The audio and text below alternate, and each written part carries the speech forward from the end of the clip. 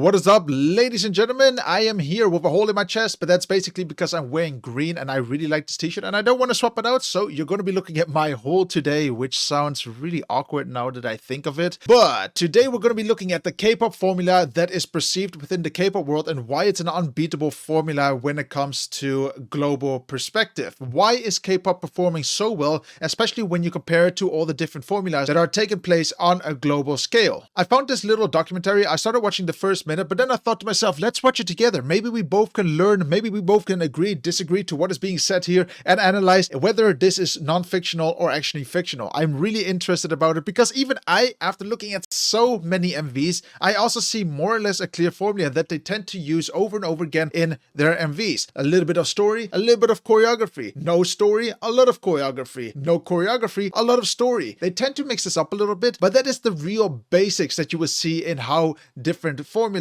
are being used in different industries, especially when it comes to the K-pop industry. Alrighty, I would just say let's get into the video and see what it's all about. Meet EXP Edition. Hold up, wait. They're not Korean, but doesn't matter. Maybe they just found the formula themselves. Maybe it's not even a Korean formula. Maybe they just made it themselves. First non-Korean K-pop band. They've spent the last 2.5 years living and performing in Korea, studying K-pop dance, taking vocal lessons, and learning Korean. That's so cool though. Like, it really just shows if you're dedicated and you got the right people supporting each other, you can make anything come true. You know, it's so beautiful just. We got the opportunity to perform on some of the biggest K-pop live TV shows, which we never even imagined would be an option. This isn't how this kind of thing usually happens. Plenty of Western musicians take musical influences from elsewhere, but they sing the songs for Western audiences, and almost always in English. That's actually true. If you think about it, it's all for our market and never for international markets. The edition is different because K-pop is different. It's reversing that cross-cultural collaboration and spreading without the support of the big Western label. I'm actually very curious to see whether they, as internationals, you know, from outside of Korea, they found the formula and or that an agency has explained the formula to them and they're just applying it to display that you don't have to be Korean to be successful in K-pop. I would love to understand if there's any professionals in here as well that are going to explain it. With scientific precision, K-pop has crafted a new Some big path words, for you know, world pop scientific domination. precision. And the world may never be the same. I believe it's really narrow to just pin it down to some kind of musical genre. It's a cultural scene. It's a social phenomena. That's true. K-pop is a bigger social phenomenon than any other culture, especially when it comes to the music industry, that I've seen anywhere else. The K-pop culture is so beautiful, especially when you look at all the people that come together to dance together, you know, to upload videos together. Even me making videos like this, it's also being part of the culture, whether you accept it or not. And it's actually very unique, especially if you compare it to other people. This is Quartz. Subscribe to our channel.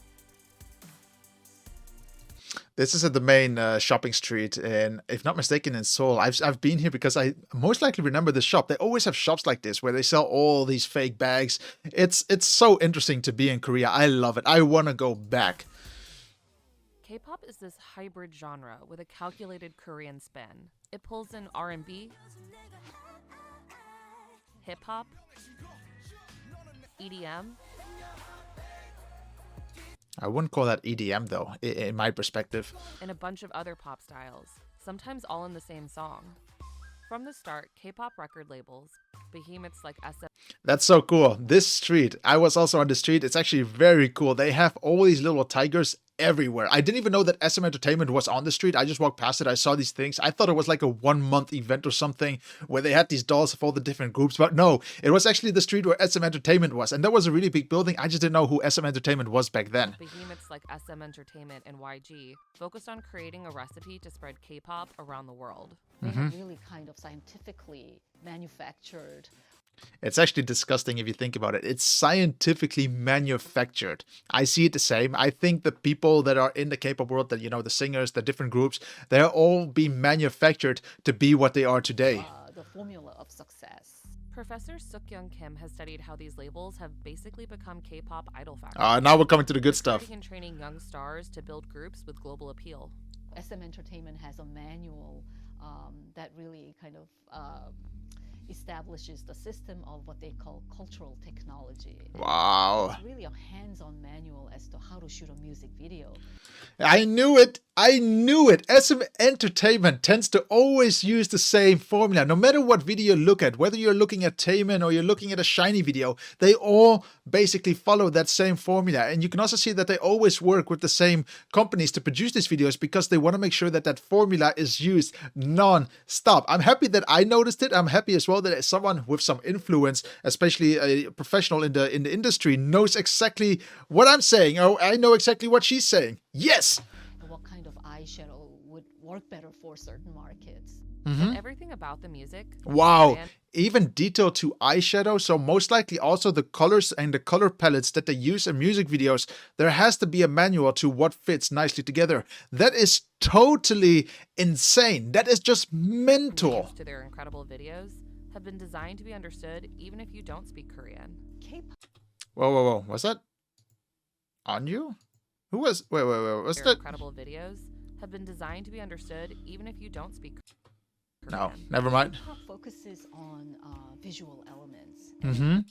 K-pop is, I agree, 100% visually. Even those light sticks, that they bring to concerts, that's all about visuals. It's about connecting the people with those visuals. It has to be that way because K-pop is targeting global audience. No one understands Korean. I don't understand Korean. A lot of you people that are still telling me that I need to put on subtitles to understand K-pop, I disagree. She disagrees as well. It's all about the visuals. If the story doesn't make sense from a visual standpoint, the MV then fails. But that's why they have to make sure that these MVs really make sense. And that's why I can understand why they have these guidelines set up for all these MVs to be made. From its very inception. The labels have groomed Thai, Chinese, Japanese, and even Indian K-pop stars to target specific powerful markets. Really, even And Indian. broaden Western I've never producers seen and that before. musicians, crafting songs now topping US charts.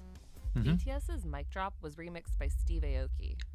This was a very important song for BTS, if not mistaken.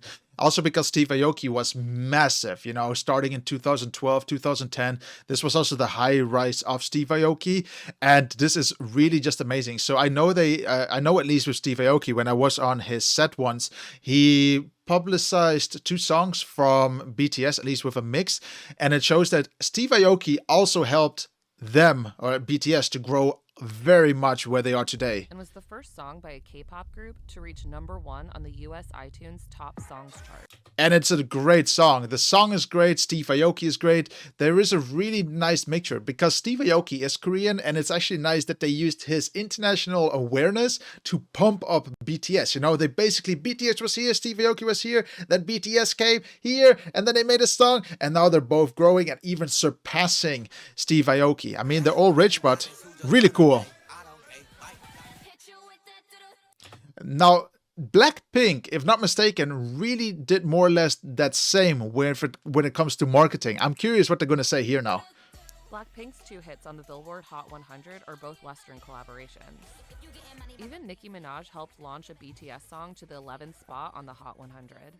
See, it's all about the collaborations. It's about pumping money into these people to say, let's make something together so we can pop up BTS or Blackpink to the next level. Unbelievable. Man, it's just great to see this because these have been my thoughts for a long time and how they do it from a marketing perspective. And I've been in marketing now for the last 8 years. It's just beautiful to see how they did this. Western musicians are excited to work with K-pop bands. I think that's, displayed best in this song with the drum programming especially. This is Jordan Young, better known as DJ Swivel. He's produced and mixed DJ Swivel Wivel. Man, what a cool name. DJ Swivel. songs with some of the biggest names in Western music, and most recently, BTS, the biggest K-pop band of all time.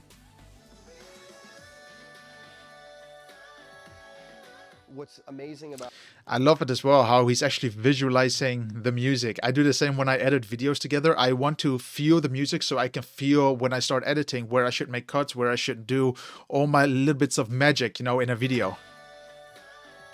Nice. what's amazing about K-pop, you have 7 members that all need their moment, which really lends itself to having extra melodies and extra parts. K-pop songs are musically complex. The average American song is 4 melodies, but the average K-pop song is 8 to 10. You have Gee. a lot of freedom to experiment and try new things, and pretty much any record I write, I could probably send to them if it's a strong record. But it's not just the creativity that's appealing. Do you think that's helping attract all these Western producers to K-pop? Truthfully, I think what's attracting Western producers to K-pop is the success of it. 100% agree. It's just the success. If K-pop was never this successful, a lot of people will just not be interested in becoming part of this world. And it's true. K-pop is just growing. And not only K-pop, the Korean culture is growing because of K-pop. It's mind-blowing, actually, to say the least, especially when you hear, for example, smaller Korean businesses performing better ever since all these K-pop growth started happening. For example, Squid Game. When that came, the sales within certain businesses just grew out of the roof, whether it was Squid Game related or not, purely because people want to experience that Korean culture, whether it is also K-pop related or not. It's amazing what kind of insights you actually get once you start talking to all these small little businesses. It's actually really, really beautiful. On Spotify, fans have streamed over 46 billion minutes of K-pop songs since 2015. Because That's a lot. Part of K-pop strategy focuses on reaching fans directly, online. How important is it that K-pop matured alongside things like the internet and social media? K-pop wouldn't exist without social media. Yeah. Especially YouTube. They're being pumped Outside of so Korea, hard. Their early fans didn't hear them on the radio. They watched their videos online, and it created a powerful network. K-pop fans are one of the most passionate. I wanted to say also maybe they are passionate, but I did want to say maybe the most dangerous, if you can imagine. They're very they are very hard to convince otherwise. You say something wrong and boom, you can get a wave of hate within seconds. Almost fanatic fandom that you Yeah, see in fanatic. today's pop cultural scene. They see themselves not as passive customers or consumers, but they see themselves as significant participants and producers in making or breaking the success of their audience. This is also why sometimes you just see people comment on certain videos, especially when it comes to releases, that they actually try to promote and say, man, thanks for the video. They don't even watch it. The reason why I say this is because I can see it in my analytics that some people really just watch it to give a view. So they get it, so that my videos, for example, just pump up a little bit, but they really just want to make sure that those groups get the fame that they can want. So let's say I might even be better off focusing on smaller groups, hoping that they grow over time. And it might be better for the channel, but it's hard to find smaller groups that are just growing. So it's interesting what she's saying here. There's really no substitute for the utter support and passion of K-pop fans. Vanessa Augsbach is part of the team that runs KCON, the largest fan celebration in concert of its kind in the United States. When we started, it's 12,000, and that was just the Irvine event. In 2018, we had 147. Jesus, that's a lot. And BTS arguably has the most powerful fan base of them all. They call themselves the ARMY. Man, they love you, yo. They love you. And for the ARMY, it's not just about the music. ARMY seems to recognize themselves as a kind of major player in creating cultural movement and social justice movement. A social Whether you see that as good or not is always the question, but it's true. They say politically correct. It's really just a social justice why do I keep saying justice movement? justice movement. The ARMY has donated to organizations like UNICEF in the name of BTS and lobbied for the ban. It's crazy. This is also what I love about K-pop generally. And launching the Love Myself campaign, we started to hear remarkable stories from our fans all over the world. It's all possible because fans are demanding it, approaching, radio stations to play BTS music, writing to Billboard to feature their beloved idols. Currently, of Billboard's Social 50, 8 of the top 20 artists are K-pop bands. BTS has comfortably sat in the #1 spot for over 100 weeks. Wow, 100 weeks. on the number 1. I don't know if that's still legit though, like most likely it is. Actually, I'm going to look it up right now. But since in 2022, BTS is not on the top 10 list. I'm just seeing if I can see it down the list. We're now at 22. Maybe I've not seen them yet. But it seems that they are not there at the moment. Maybe that's also because they just didn't release anything new lately, and that could be a legit reason. You know, in 2019, they might have just released a lot more. I don't know what the chronological order is, especially with the years is when they released MVs or songs, but it is interesting to still hear that they were 100 weeks on number 1. 100 weeks. That's nearly 2 years straight. That's unbelievably amazing. Iron grip on the global music market. And YouTube's global music charts show that top players are not predominantly American or English language musicians. Yeah, true. Which is significant because almost half of all global music streaming hours came from YouTube in 2017. Wow. Is the Let me just have a look. Top 10 music videos, English versus non-English. Okay, so the dark purple is non-English, and then English is, wow. You can just see it's actually growing more and more. That even just shows that the English doesn't even play a role anymore when it comes to music. That's phenomenal. That's actually good for everyone who doesn't speak English. Everyone has a chance. That's amazing. Radical shift. Now you'll see Spanish language musicians like Anuel AA, Bad Bunny, Daddy Yankee, and Indian artists like Neha Kakkar comfortably holding top positions. And it's also because the internet opened up the world a little bit more. We're just becoming a global nation slowly, where it doesn't matter where you're from. We all have the opportunity to listen to different types of music. I know, for example, in 2019, 20, maybe even 21, I was listening to a lot of Spanish songs, even though I don't understand Spanish. But it was the beat, it was the music MVs. They were really fun to listen to. But interesting to see how it doesn't play a role anymore. of course, K-pop. And that may mean that our most popular music is starting to look more like our world.